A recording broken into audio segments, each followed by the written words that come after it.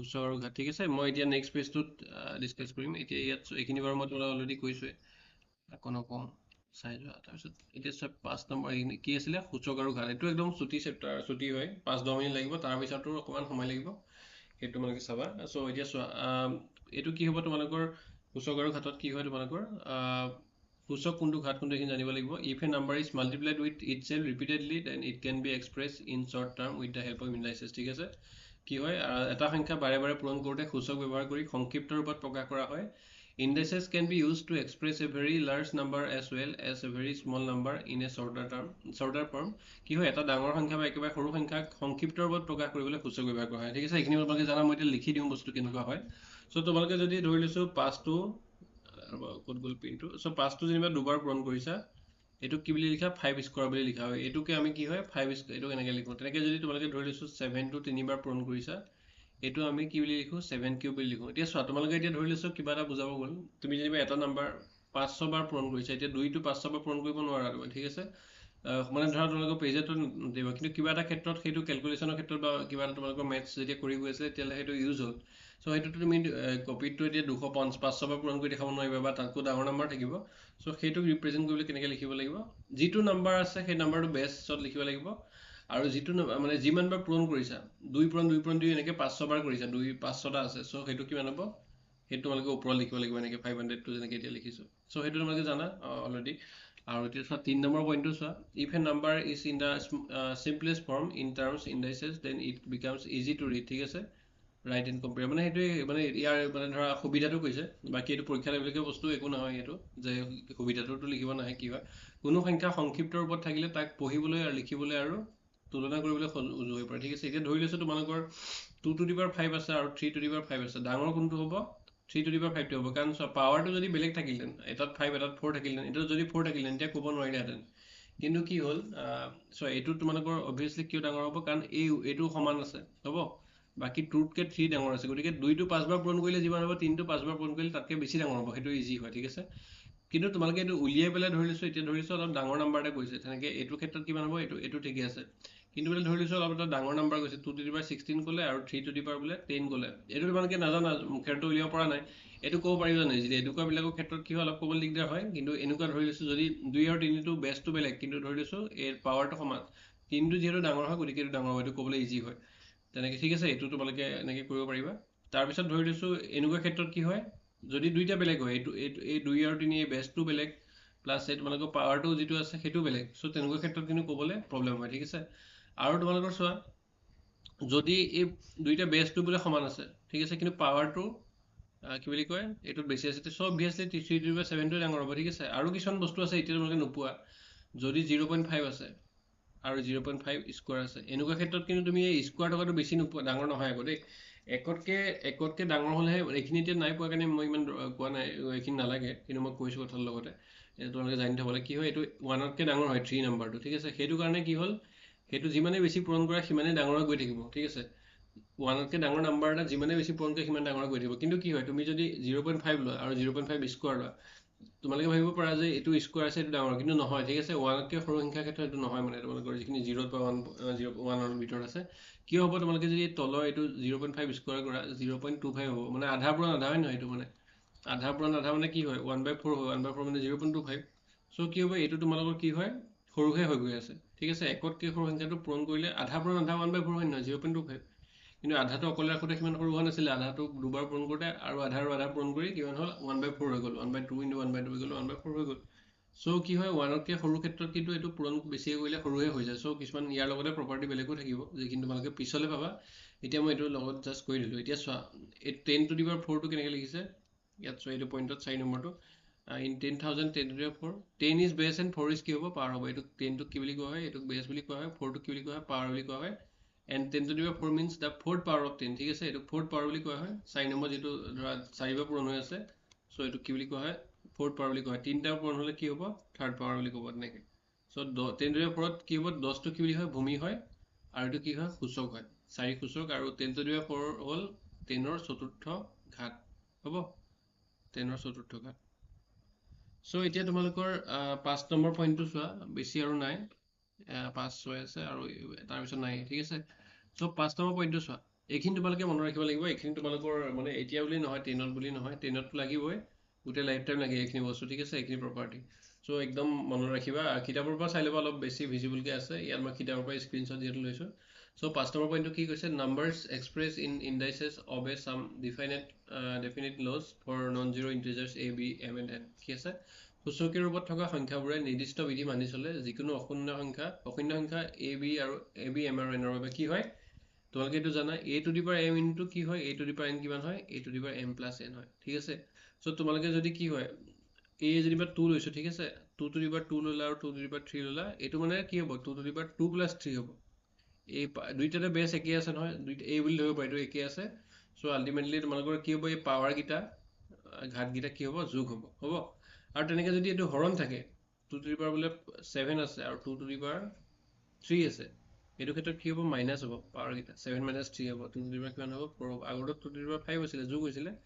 এইটোত কি হ'ব, বিয়োগ হ'ব। হৰণ থাকিলে পাৱাৰটো বিয়োগ হয়, আৰু কি হয়, পূৰণ থাকিলে পাৱাৰটো যোগ হয়। চ' এনেকৈ যদি আছে, ছাপ'জ তোমালোকৰ 3, এতিয়া চি নম্বৰটো চোৱা, এ টু দি পাৱাৰ ধৰিলোঁ মই 3 টু দি পাৱাৰ 2 আৰু বাহিৰত 3 দিলোঁ। চ' এইটো কিমান হ'ব, এইকেইটা কি হৈ যাব, পাৱাৰকেইটা পূৰণ হৈ যাব। 3 টু দি পাৱাৰ কিমান হ'ব, 6 হৈ যাব। এইটো ক্ষেত্ৰত পাৱাৰকেইটা কি হ'ব, পূৰণ হ'ব। আৰু যদি আমি অথনি কৰিছিলোঁ এটা ক্ষেত্ৰত, যদি তোমালোকৰ ধৰি লৈছোঁ এটা নাম্বাৰ ধৰি লৈছোঁ 216 ক্ষেত্ৰত মই কৰি দেখাইছিলোঁ, 2 টু দি পাৱাৰ 3 আছে আৰু 3 টু দি পাৱাৰ 3 আছে, এইটো আমি কি কৰিম, একেলগে ভিতৰলৈ নি পেলাই, যিহেতু দুইটাৰে একেটা পাৱাৰ আছে, চ' সেইটো কাৰণে আমি দুইটাক ভিতৰলৈ নি পেলাই এনেকৈ কৰি লওঁ, এইটো হৈ যাব। ঠিক আছে, চ' এইটো আল্টিমেটলি কি হ'ব, 6 কিউব হ'ব, এইটো এটা। তেনেকৈ তোমালোকৰ হৰণৰ ক্ষেত্ৰত কি হয়, এইটো যিহেতু পাৱাৰটো একেই আছে, যেনিবা ধৰি লৈছোঁ 5 টু দি পাৱাৰ কিউব আছে আৰু ইফালে ধৰি লৈছোঁ 2 টু দি পাৱাৰ কিউব আছে, এইটো তোমালোকে এনেকৈ নকৰি এনেকৈ দুইটাক ভিতৰলৈ নি, যিহেতু একেটা পাৱাৰ আছে, চ' 5/2 টু দি পাৱাৰ কিউব বুলি এনেকৈ লিখিব পাৰা। তাৰপৰা আৰু এটা চোৱা, যিকোনো এটা নাম্বাৰ যদি আছে, এইটো যিকোনো এটা নাম্বাৰ যদি আছে, সেই নাম্বাৰটো যদি আমি 0 পাৱাৰ লওঁ, সেইটো 1 হ'ব। বা তেনেকৈ যদি তোমালোকে 3 টু দি পাৱাৰ 0 লোৱা, সেইটো কিমান হ'ব, 1 হ'ব। ঠিক আছে, তেনেকৈ বোলে 7 টু দি পাৱাৰ 0 লৈছে, সেইটো 1 হ'ব। ঠিক আছে, আৰু এইটো মানে কি হয়, যি নম্বৰ পইণ্টটো কি হয়, এটা নাম্বাৰ যদি মানে এনেকৈ উল্টাই দিয়া, তাৰ মিনিংটো হ'ল যে 1/8। ঠিক আছে, এইটোক এনেকৈ লিখা হয়। তাৰপিছত এইটো কি হয়, যদি এনেকৈ এটা ধৰিছে ফ্ৰেকশ্যন আছে, 2/3 টু দি পাৱাৰ -1 কৰিলা, যেনিবা ফ্ৰেকশ্যন যদি আছে, চ' এইটো কি হৈ যায়, উল্টা হৈ যায়, 2/3 ঠাইত 3/2 হৈ যায়। 2/3 টু দি পাৱাৰ -1 মানে কি হৈ যায়, 3/2 হৈ যায়, উল্টা হৈ যায়। আৰু এটা কথা চোৱা, জে আৰু আই আৰু জেটো চোৱা, একেলগে চোৱা, দুইটা বস্তু অলপ একে চিমিলাৰিটি আছে। চ' -1 two the power n 1 if n is even, -1 two the power -1 -1 two the power n equal to -1 if n is odd। ঠিক আছে, যদি n যুগ্ম কি হয়, তুমি -1টো যদি এবাৰ পূৰণ কৰা, এইটো 1টো অযুগ্ম হয় নহয়, এইটো কি পাবা তুমি, অযুগ্ম পাবা। এইটো কিমান পাবা, এইটো ক্ষেত্ৰত অড এইটো দি আছে। ছেকেণ্ড জে পইণ্টটো চোৱা, এবাৰ পূৰণ কৰা মানে কি, এইটো 1টো কি হয়, 1টো অড নাম্বাৰ হয়। ঠিক আছে, চ' কি হয়, 1টো কি নাম্বাৰ হয়, এক ছেকেণ্ড হ'ব, এইটো আকৌ এবাৰ হ'ব, চ' -1 টু দি পাৱাৰ কি দিয়া আছে, 1 দিয়া আছে। চ' ইয়াত কি হয়, তোমালোকৰ -1 টু দি পাৱাৰ 1 দিয়া মানে তোমালোকৰ কি হ'ল, -1 টু দি পাৱাৰ 1 মানে কি হ'ল, এই পাৱাৰটো যিটো বা ঘাতটো কি হয়, ইয়াত এই পইণ্টটো চোৱাচোন, এনটো কি বুজাইছে, এনটোৱে পাৱাৰ বুজাইছে, তেনেকৈ ইয়াত 1টোৱে পাৱাৰ বুজাইছে, এইটো কি হয়, -1 হয়। এইটো কি হয়, এইটো চোৱা, এইটো ফ'ল' কৰে, এইটো অড হৈছে, পাৱাৰটো যিহেতু অড হৈছে। যদি পাৱাৰটো দুবাৰ, মানে ধৰি লৈছোঁ দুবাৰ যদি পূৰণ কৰা, দুইটো এটা ইভেন নাম্বাৰ হয় নহয়, চ' দুবাৰ পূৰণ কৰিলে কিমান হ'ব, -1 কিমান হ'ব, 1 হ'ব। 1টো কি হৈ গ'ল, -1 two the power n equal 1 if n is even, মানে n is even মানে কি হ'ল, n ইভেন কেতিয়া, -1 টু দি পাৱাৰ স্কোৱাৰ, চ' এইটো 2 স্কোৱাৰ হৈছে, 2টো ইভেন নাম্বাৰ হয়, চ' এইটো 2 থকা মানে কি, এইটো দুবাৰ পূৰণ কৰা। তেনেকৈ যদি আকৌ 3বাৰ পূৰণ কৰোঁ, কি হ'ব, 3বাৰ পূৰণ কৰিলে এইটো অড নহ'ব জানো, -1 টু দি পাৱাৰ 3, এইটো চৰি, এইটো হ'লে কিমান হ'ব, এইটো মানে হ'ল -1 টু দি পাৱাৰ 3, এইটো অড বুজাইছে। অড বুজালে কিমান হ'ব, 3বাৰ পূৰণ কৰিলে -1 × -1 হ'ব, আকৌ এবাৰ -1 কৰিলে -1 হ'ব। মানে কি হ'ল, প্ৰথমতে এইটো লওঁতে -1 পালা, পাৱাৰটো 1 লওঁতে, পাৱাৰটো 2 লওঁতে +1 পালা, আৰু পাৱাৰটো 3 লওঁতে আকৌ -1 পালা, তাৰপৰা আকৌ এটা -1 ইয়াত ইনটু কৰিলে আকৌ 1 পাবা। চ' আল্টিমেটলি কি হয়, তোমালোকৰ যদি তোমালোকে -1 টু দি পাৱাৰ এবাৰ কৰা, -1টোক এবাৰ পূৰণ কৰা, -1 লগত 3বাৰ পূৰণ কৰা, বা -1 এনেকৈ 5বাৰ পূৰণ কৰা, চ' অডবিলাক হ'লে তোমালোকে মাইনাছ পাই থাকিবা, কাৰণ মাইনাছে মাইনাছ হ'লে মাইনাছ হ'ব, মাইনাছে আকৌ মাইনাছে পূৰণ কৰিলেও মাইনাছ হ'ব, আকৌ মাইনাছ এনেকৈ 5বাৰ পূৰণ কৰিলে মাইনাছ হ'ব। কিয় হ'ব, মাইনাছে প্লাছ, আকৌ মাইনাছে প্লাছ, আৰু এটা এক্সট্ৰা মাইনাছ হ'ল যে, সেইটো কাৰণে মাইনাছ হ'ল। কিন্তু তোমালোকৰ কি হয়, এইটো ক্ষেত্ৰত কি হয়, জে নম্বৰটোৰ ক্ষেত্ৰত চোৱা, যদি তোমালোকৰ -1 দুটা ইভেনৰ ক্ষেত্ৰত কৈছে, মানে পাৱাৰটো ইভেন বুজাইছে, ঠিক আছে, এই এনটোৱে পাৱাৰ বুজাইছে, চ' মানে -1টো 2বাৰ 4বাৰ 6বাৰ 8বাৰ পূৰণ কৰা বুজাইছে। ঠিক আছে, সো দুবাৰ পূৰণ কৰিলে কি হয় -1 টো দুবাৰ পূৰণ কৰিলে -1 পূৰণ -1 কি হ'ব মাইনাছে মাইনাছে প্লাছ হৈ গ'ল তেনেকৈ যদি 4বাৰ কৰা কি হ'ব -1 পূৰণ -1 পূৰণ -1 পূৰণ -1 সো তাৰ মিনিংটো হ'ল যে -1 দুবাৰ পূৰণ কৰি পেলাই ইভেন পালো 1 পালো আকৌ পিছৰ -1 কেইটা 1 কৰি আকৌ 1 পালো সো 1 পূৰণ 1 কিমান হ'ল 4টা পূৰণ কৰোঁতে 1 হৈ গ'ল সো কি হয় এইটো কি হ'ব তোমালোকৰ -1 টো অড টাইমছ লওঁতে কি হ'ব -1 হয় আৰু যদি ইভেন টাইমছ লয় তেতিয়াহ'লে +1 হয় ঠিক আছে সো এইটো আছিলে এতিয়া তোমালোকে চোৱা ষ্টেণ্ডাৰ্ড ফৰ্ম এটা আছিলে এইটো চাই লোৱা 6 নম্বৰটো তোমালোকে এইটো এটা ডাঙৰ ইউজ আছে তোমালোকে 11 12টো ভালকৈ পাবা আৰু পিছলৈ এইখিনি এইটোৱে পাই থাকিবা সেইটো ফৰ্ম পাই থাকিবা কি হয় some very large and very small number can be express in standard form as follows ঠিক আছে কিছুমান অতি বৃহৎ সংখ্যা বা অতি ক্ষুদ্ৰ সংখ্যাক প্ৰামাণিক ৰূপ বা মান্য ৰূপত তলত দিয়া ধৰণে প্ৰকাশ কৰিব পাৰি কি হয় এই ফৰ্মটো আছে এইটো দিয়া আছে দেখিছেনে k × 10⁻m এইটো ফৰ্মত প্ৰকাশ কৰিব পাৰি ঠিক আছে where কি হয় 1 into k টো কি হয় 1 into 1 ৰ পৰা কি হয় এইটো 1 মানে 1 টো হ'ব ঠিক আছে আৰু এইটো কি হয় 10 লৈকে 10 টো নহয় কিন্তু 10 লৈকে সৰু এইটো যেটো এইটো ইকুৱেলছ ইনটু নাই এণ্ড m is ইন্টিজাৰ বুলি কৈছে যেটো পাৱাৰ হয় এইটো ইন্টিজাৰ বুলি কৈছে সো কি কৈছে k is integer between 1 and less than 10 ঠিক আছে এইটো কি হ'ব এই ৰূপটো হ'ল তোমালোকৰ কি হ'ল k into এইটো কি হ'ব ধৰিছো তোমালোকৰ এতিয়া 25 আছে সো এইটো তোমালোকে কেনেকৈ লিখিব পাৰা এই k টো কি ল'ব লাগিব 1 আৰু 10 ৰ ভিতৰত ল'ব লাগিব 1 হ'বও পাৰে 1 টো মানে এইটো ব্ৰেকেট এইটো দিছে টো ইকুৱেলছ ইনটু দিছে এইটো দিছে তাৰ মানে হ'ল যে 1 হ'বও পাৰে কিন্তু 10 নহয় 10 তকৈ সৰু হ'ব সো এইটো 2.5 টো অবভিয়াছলি হ'ব এইটো তোমালোকৰ 1 আৰু 10 ৰ মাজত হ'ল এইটো কিমান হৈ আছে ইনটু 2.5 ইনটু 10 হৈ আছে হয় নহয় কাৰণ 25 টো কিমান হ'ব 2.5 ইনটু 10 সো এইটো আমি কেনেকৈ লিখিব পাৰোঁ 10 টোক আমি যেহেতু 10 ৰ পাৱাৰ 1 হৈ আছে সো 10 to the power 1 বুলি লিখিব পাৰোঁ তেনেকৈ 743 এটা নাম্বাৰ লৈছোঁ ঠিক আছে এইটোক আমি 1 ৰ পৰা 10 ৰ ভিতৰত ল'ব লাগিব প্ৰথম নম্বৰটো সো আমি কি ল'লো 7 ল'লো 7.43 ল'লো ইনটু 10 to the power 2 ল'লো হ'ব এইটো কিমান হ'ব কাৰণ 100 পূৰণ হৈ আছে হয় নহয় 7.43 100 পূৰণ কৰিলে 743 হয় সো এইটো 2 হ'ল তাৰপৰা আৰু এটা মই নাম্বাৰ লৈছোঁ 1 2 3 4 5 6 ঠিক আছে এইটোক আমি কেনেকৈ লিখিম 1 পইণ্ট লিখিব লাগিব 2 3 4 5 6 কাৰণ কিয় হ'ল এইটো তোমালোকৰ 1 আৰু 10ৰ ভিতৰত হ'ব লাগিব 10 নহ'ব 10ৰ ভিতৰত হ'ব 1 ৰ পৰা